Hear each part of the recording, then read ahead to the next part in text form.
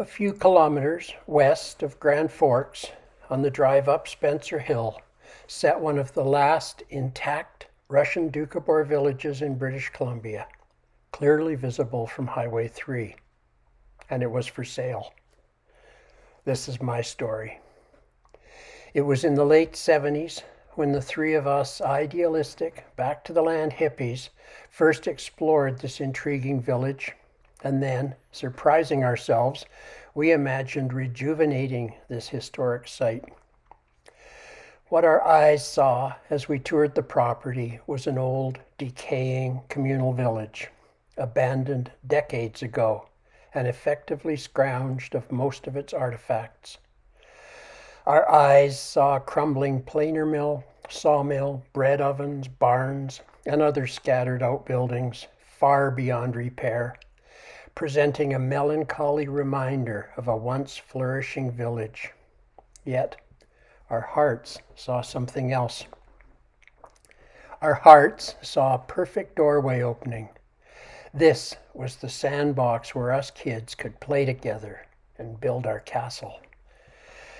After a very short discussion, we just knew that this was the beginning of our intentional community, where we could fully explore our urge for creativity, adventure, and connection. This original commune was known as the Doukhobor Village. This was a typical Doukhobor communal village, a large open central courtyard surrounded on three sides by the standard U-shaped housing, with the open end of the U-shape defined by identical two-story brick-faced buildings. It was an obvious fact to anyone entering this neglected property that deconstructing these toppled barns and crumbling outbuildings, board by board, would take a ridiculous amount of time and energy that we decided could be much better invested in repairing the original brick buildings. As the first of many blessings that would come our way, our friends in the Grand Forks Volunteer Fire Department agreed to stage a volunteer training day, and, after carefully salvaging any materials we could recycle, a roaring fire was lit and then safely managed by a team of experienced volunteers. I soon learned that about 90 of these communal villages and farms were constructed by the Doukhobors throughout the Kootenay boundary region of BC, and that the Doukhobors originally emigrated from Russia to Canada as conscientious war objectors. To this day, they continue to be active pacifists, striving to preserve their traditional values of unconditional love, nonviolence, and a commitment to living a life of peace, justice, tolerance, and equality. We couldn't imagine a more inviting environment in which to begin our journey. The emerging vision was to restore any of the buildings that we could salvage, revitalize the organic gardens, launch our communal lifestyle, and create an inclusive gathering place for ourselves and our local community. We were excited to share our vehicles with each other, whatever was suitable to the current activity, our cars, trucks, or motorcycles, to purchase the village and to fund our renovations and communal lifestyle. We gladly agreed to combine our monthly employment incomes from stocking shelves at a local grocer, support staff at our local college, and school bus driving. We also budgeted enough money to buy a small tractor, practical for a variety of farm tasks. Farm tasks which would include towing a trailer, maintaining the driveways in the summers, and most importantly, snow plowing the long driveway and guest parking areas during the heavy Kootenay snowfalls. And of course, providing a playful transportation and entertainment for all of us new villagers. Immediately after purchasing the village, we made plans for a construction schedule that would allow for the first few of us to move quickly onto the land and begin some essential groundwork. So our first priorities were extending the electrical service and developing a reliable water system and septic field. We were looking forward to having a few more whistles and bells than the original occupants had required. With no experience in the requirements of constructing a reliable water system, we contacted our good friend Klaus Bailan, a local backhoe operator who was typically generous in finding time for us in his busy schedule. We began by digging a well at the lowest northern edge of our acreage, beside the year-round July Creek, and then lowering the concrete well rings into the wading hole.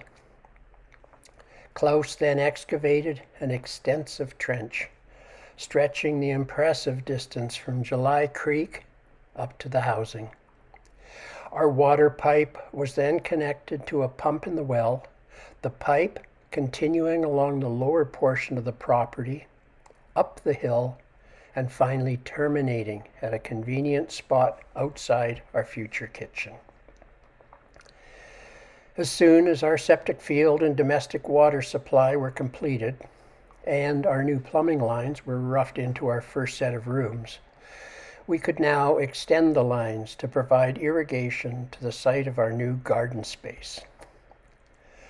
Communal organic farming was experienced by the Doukhobors as peaceful toil, actively embracing the many benefits they enjoyed by providing a secure, organic, vegetarian diet.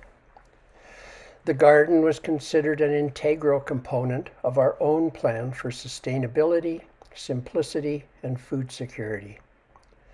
The necessary rebuilding of the neglected soil was enthusiastically initiated by Mel and Terry Stangland, two of our many close friends that contributed so much over the many years of the rebuilding of the village. After installing the garden irrigation, the pampered soil soon responded with abundant harvest, from root crops and veggies to berries and fruits. The emigrating Doukhobors brought over a number of varieties of vegetable and flower seeds, and some of these strains are still being cultivated in the Kootenays 120 years later. Our celebrated compost was collected daily with great passion and devotion, and rotated often. Using our little tractor, we would slowly push a large volume of compost from one compost level down to a lower level, turning itself and mixing itself as it fell. When sufficiently mixed and cooked, it was reverently added into our soil. Our free-ranging chickens patrolled the garden and grounds during the day, actively recycling our kitchen compost, garden insects, and garden clippings into a daily source of eggs, while adding their precious manure to our growing compost piles. Our gardening philosophy was partly modeled after the Findhorn Garden in Scotland. Christy Luke and Kathy Hutton managed the garden plan, guided the planting schedule, the weeding, and the harvesting, always welcoming any of the visitors who wanted to contribute or learn. Although Kathy and Christy were the main stewards of the garden, we all experienced a lot of joy while in the garden, playing together, side by side, our hands in the dirt, often forming deep connections that last to this day. The always curious children were fascinated by the garden, eager to learn about the plants, the planting, the harvest, and the garden davas. Our first humble living accommodation at the village was a romantically rustic one-room cabin situated close to the garden, the outhouse, and the water supply, allowing us to spend more of our time at the village productively rather than driving back and forth from our houses in town. With the simple living space that this cabin provided, we were finally able to concentrate on the continuing demolition. The first rooms that we decided to transform into our private residences and kitchen were the 4 rooms facing the garden, the west wing of the U-shaped buildings. With lots of help, we began the epic job of removing the many derelict additions randomly attached to the original bricks of this section. All the bricks used in the original construction of the village were produced at a nearby clay pit by the Doukhobors' own brick factory, established there in 1909. Up to 2,000 bricks were produced daily, up to 3 million annually. The removal of these crumbling wooden additions exposed these original bricks that framed the attractive breezeway, creating an efficient corridor from driveway to courtyard, and forming our first sheltered outdoor social space, conveniently located just outside the kitchen. With this improved access to the courtyard and to the eastern big house, we were now able to make some temporary repairs, to patch the leaky roof, reglaze a few broken windows, and repair any loose bricks that would, if left untouched, continue to deteriorate and allow serious structural damage. Next, we turned our attention to the crucial job of reducing the unsightly tangle of combustible brush that was growing around and against the wooden housing. This U-shaped string of the 16 individual rooms surrounding the courtyard were the original rooms used by the Doukhobors to house the elderly and married couples with families, while younger adults lived upstairs in the big houses. Being impatient to move into the construction of our kitchen and individual suites, we only allowed ourselves enough time in the courtyard to make hasty patches and to remove the worst of the brush and debris, hoping to make it a bit more presentable, safe, and resilient in the short term. Before beginning the interior work on our future accommodations, we needed to completely remove and replace the existing wooden shingles that were well past their best before date. We were lucky to find a local shingle mill where we could purchase new wood shingles that were very similar to the original shingles. Here are the 3 founders, Peter Matheson, Peter Horkoff, and Gabe Podovinikoff, as we take a break during the satisfying job of replacing the roof, anticipating our renovation planned for the rooms below. During the re-roofing and courtyard improvements, we began drawing up the floor plans for the spaces that we would occupy, and soon had a vision of our individual rooms. We then focused on preparing for the major renovation that would provide us with the required rooms: 3 individual suites, a community kitchen, and a larger multi-purpose room across the breezeway, serving as a craft space and temporary guest rooms needed to accommodate any new members.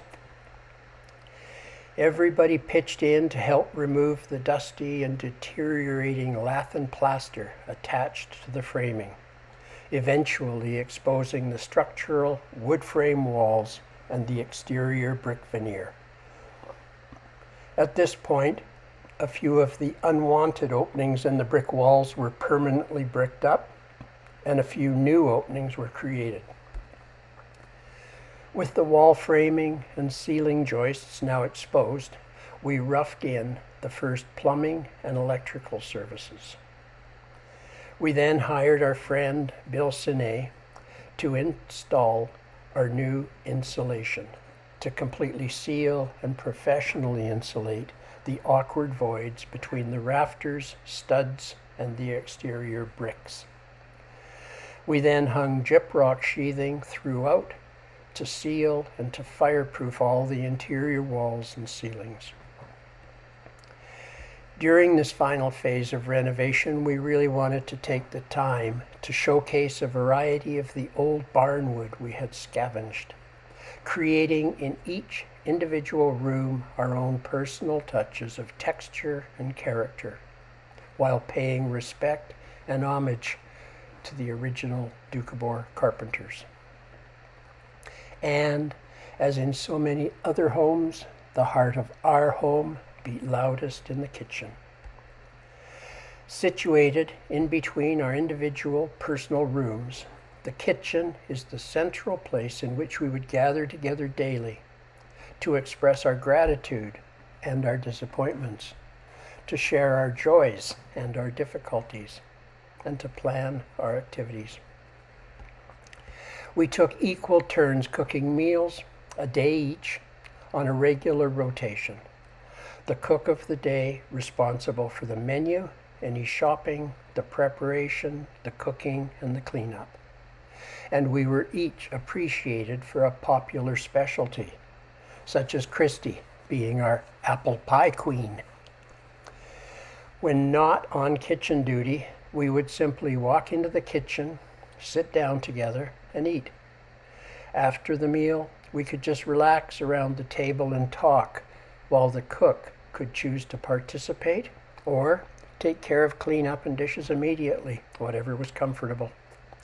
It provided open space for some spontaneous and important conversations with no distractions or time constraints or guilt. There was always enough food available in our well-stocked pantry for any surprise guests who may have arrived hungry, but who never left hungry. Finally, after many long months of imagining this moment, we were now able, with great celebration, to move into our own finished rooms and fully enjoy the sweet fruits of our labor. From the comfort of our individual living spaces, or in the glow of our community kitchen, we were now finding time to relax together and alone, to reflect on the many hours of loving labor that brought us to this stage of completion. It was now with deep gratitude that we reflected on the range of local trades involved in our project, including West Kootenay Power for our approved electrical service and installing the new poles to deliver it, Grand Forks Ready Mix for our concrete needs, Casco Industries for all our septic and water supplies, and Rolf at Borderline Lumber for providing great service and loads of great cedar. We were continually brought to our knees with the joy and generosity of many friends, our gracious neighbors, the local Doukhobors, all coming here to join us in various activities, traveling here from all over the boundary, from Thimble Mountain Co-op, from Nelson, from the Okanagan, and communities much farther afield. It often seemed that each visitor that arrived at the village impulsively volunteered their individual gifts of loving labor, honest friendship, history lessons, storytelling, and deep connection, while the ringing laughter of children and the spontaneous eruption of song sparkled the air.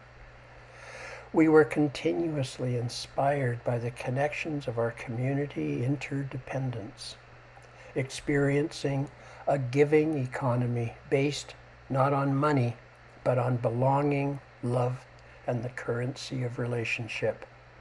An important lesson in understanding that the only true security comes from our relationship with people, not things. We were so very blessed and so very grateful for the contribution of so many helping hands and so many generous hearts that magically and without any structured scheduling always showed up as needed to participate in this emerging paradigm. As we continued our interior renovations, we occasionally rewarded ourselves by creating a few luxuries. Our first indulgence was building ourselves a cedar bathtub for our sunny deck, a refreshing treat after our dusty demolitions. While we were completing the inside bathrooms, our outdoor tub served as our only bathing facility. Unfortunately, it was rather exposed to unpredictable visitors suddenly appearing on our driveway. We were quickly inspired to fence this deck to become more private.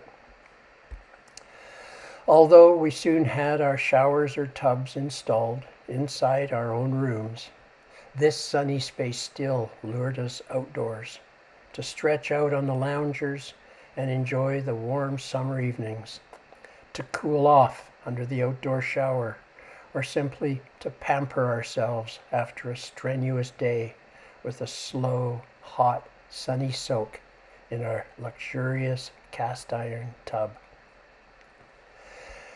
With the western big house being next in line for upgrades, and in anticipation of creating more accommodation and gathering spaces, we began our next renovations to this building, including the raising of a portion of the roof to make practical use of the top floor as attractive living space. The roof repair and many of our projects were supported by the consistent energy of Ken Brandley. Ken was always there for us, so helpful in so many ways, starting from the very first day of our village journey.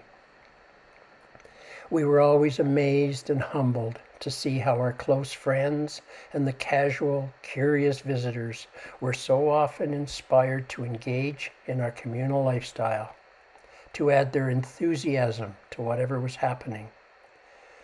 Many contributed their specialized skills, collaborated on various projects, helped restore the grounds and buildings, demolition, garden, food prep, or eagerly joining our lively conversations and celebrations.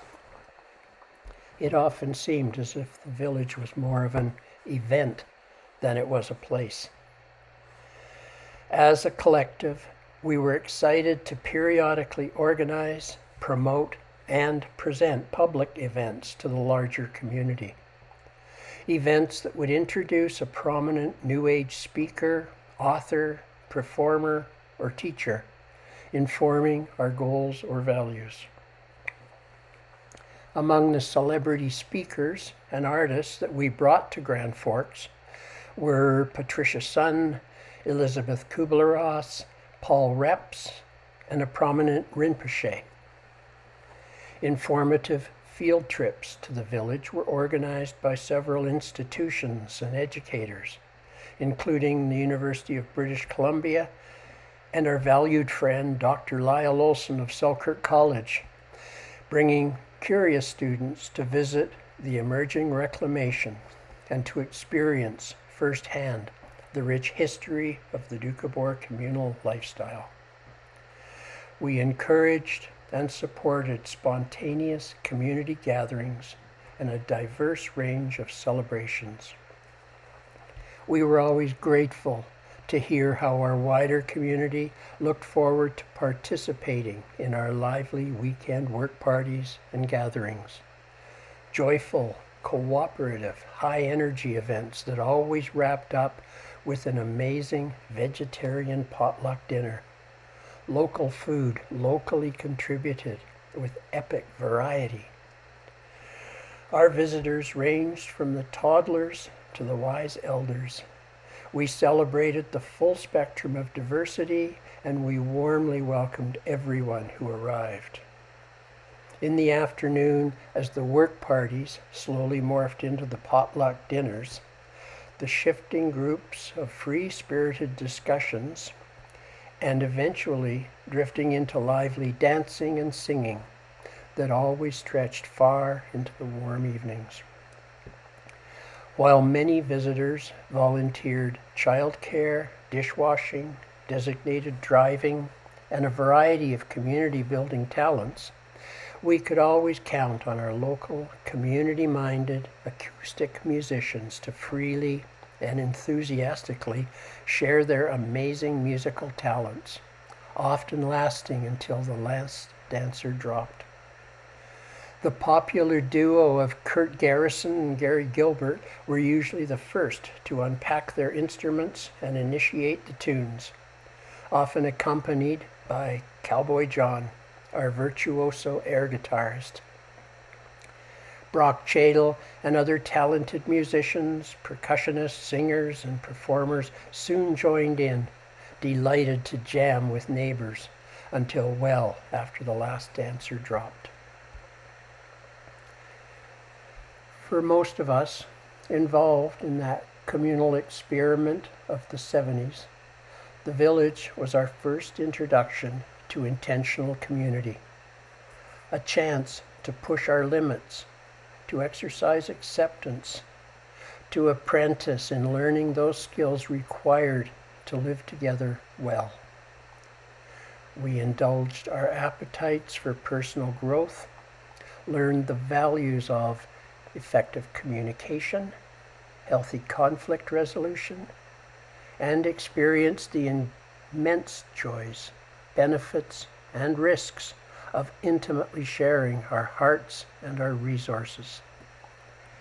We learned about equality, collaboration, diversity, sustainability, voluntary simplicity, and the deep satisfaction of actively engaging in a positive, loving, and supportive community.